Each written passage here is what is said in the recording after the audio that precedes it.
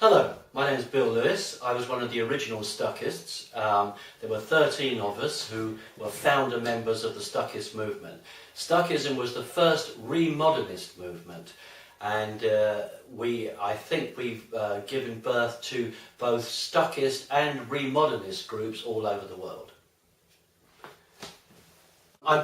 Predominantly I'm a poet and an author, but I do venture into making visual images from time to time, and I have with me some of the paintings that I still possess and some that I've borrowed back from the people that have bought them. This one here is my first Kentish painting. To explain, I come from the county of Kent and I grew up on a farm. I now live in North Kent, which is very industrial and urban, but my roots are in the countryside.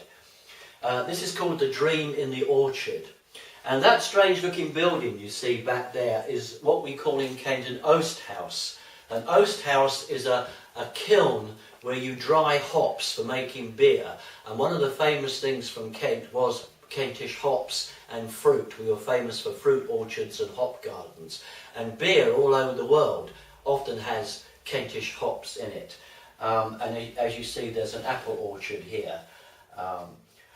The symbolism in my paintings is sometimes hard to talk about because I don't always understand it myself. I quite often paint things, and then as the years go by I start to understand what the paintings are about myself. So it's actually a process of illumination, and I think that my paintings are like magic mirrors that I hold up to see who I am. And other people can read other things into those, and probably those paintings do have those other things in them, I just don't really know. This painting is called Europa and the Bull, and the word Europe comes from a Greek myth where Zeus, the father of the Greek gods, wanted to sleep with a nymph called Europa, and he stole her, he kidnapped her, and he dragged her across miles and miles and miles of what is now known as Europe, which is where Europe gets its name from. The European flag in the corner looks like it's being trampled. I'm not anti-European, but I think that Europe needs more of a vision, and I don't think it should be just an economic idea, which is why in the corner of the painting, if I move it slightly, you'll see I've actually stuck the Financial Times, and I have a green sun with a red halo about it, and I think that's really talking about my politics, which are probably centre-left, although I don't belong to any political party, and I do believe in ecological ideas. So I think that combines my left, centre-left, and my ecological view of the world.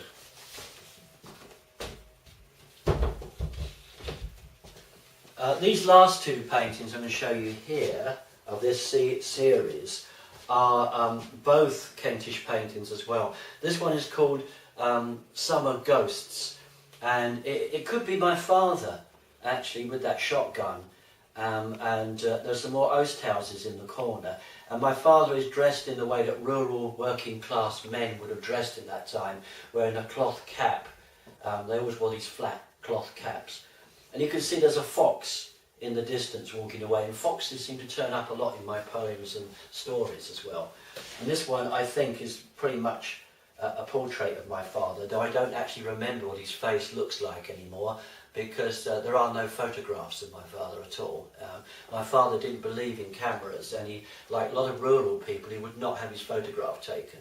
And in fact, he once chased a man at the seaside who snapped his photograph, and he chased the man for miles, I think, down the seafront, cornered him, got his walking stick under the man's chin and threatened to beat him up unless he pulled the entire film out of the camera and exposed it.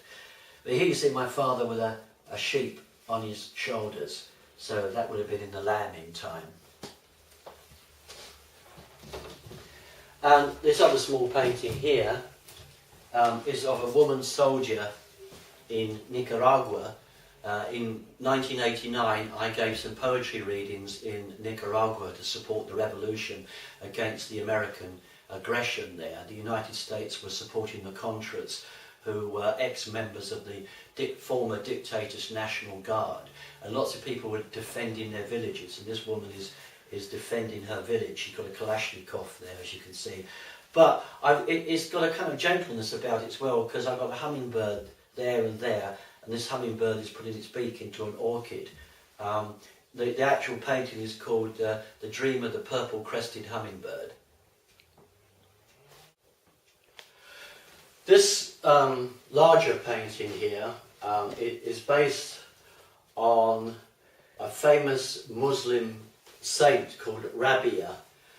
Rabia was a slave who actually became a great teacher of Islam. And I don't know if you know this, but the first teachers of Islam after Muhammad were all women. His wives and his sister Fatima. And they were the first converts to Islam were women. And women were considered to be equal to men. It was only much later when these other ideas of women becoming second-class citizens crept in. Rabia is often shown with a water jar in one hand and a flame or a firebrand in the other, because she said, I have come to extinguish the torments of hell and burn away the rewards of heaven. In other words, she thought that you should not follow a religion just because you were scared of going to hell or you wanted to get into paradise. That was not the idea. The idea was trying to be a good human being. And so she was saying that, you know, if you're following it for all the wrong reasons, you're not doing it. And my latest work has been working with collage and taking my own photographs or having photographs taken by friends and then cutting them up and making pictures from them and then having them printed in a giclée process using archival ink on acid-free material. Now this one here I'm quite proud of. It's a picture of an Iranian Facebook friend called Soha, and I drew her from looking at a photograph of her on a balcony on Facebook. So I drew her from that, and then I cut out the drawing and stuck it on a picture of a Turkish carpet, and then had it scanned in and then turned into this print. Equally, slightly Middle Eastern feel to this one as well, which is my friend Jenny with a headscarf on, and I've photographed her in black and white, and then I found a picture of some flames in a National Geographic magazine, and of course these carpet books, which I buy lots of, any catalogues with carpets in, because they make great backgrounds. And then when I'd stuck it all together, it was scanned in and using the giclée process turned into this print on canvas. And finally, this one was a photograph taken by Ella Guru of me, and I've used a wing from an advertisement for a statue of a porcelain owl, and I cut the wing out, stuck it over the photograph, and then it was scanned in and then made into this collage print. So they're the pictures I actually have at the moment. I don't actually have a studio because I can't afford one, so at the moment I'm working, when I do work, in the front room. And one more collage you've got there? Oh, yes. This one, which Sorry, got... I forgot about this.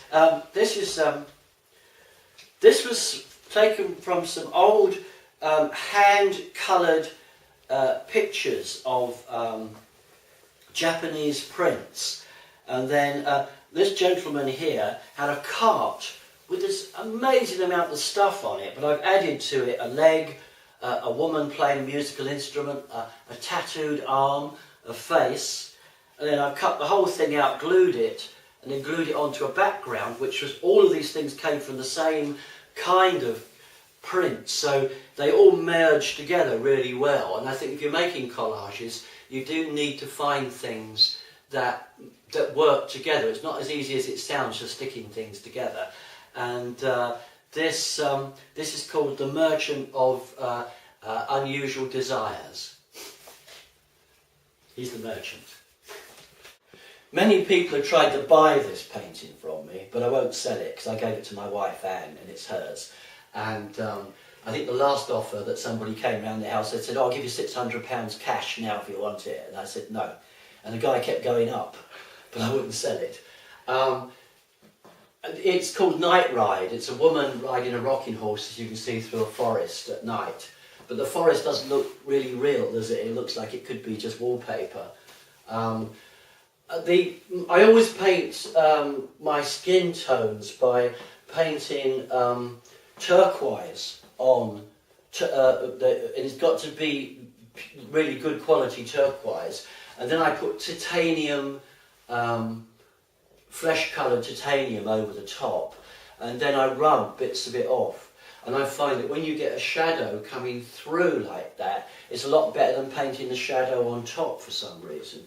The same as if you've got bright colours underneath things. If you put all your glowing colours, like that moon, on first, and then I paint over it, all this blue, this Pithalo blue, which is green shade and blue shade, I paint over the whole thing, and then I get these little scouring pads used for washing up, and I keep rubbing it until it comes through, and it glows more. If you painted that on top, it would not glow as much for some reason. I don't know why.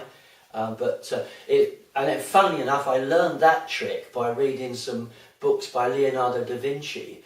From his notebooks, Da Vinci talks about how you should always paint the faces green or blue or whatever first, and then you put the flesh colours on.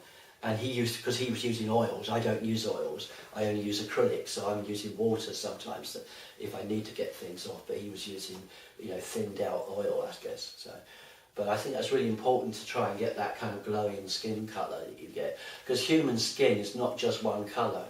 It does depend on the light on it.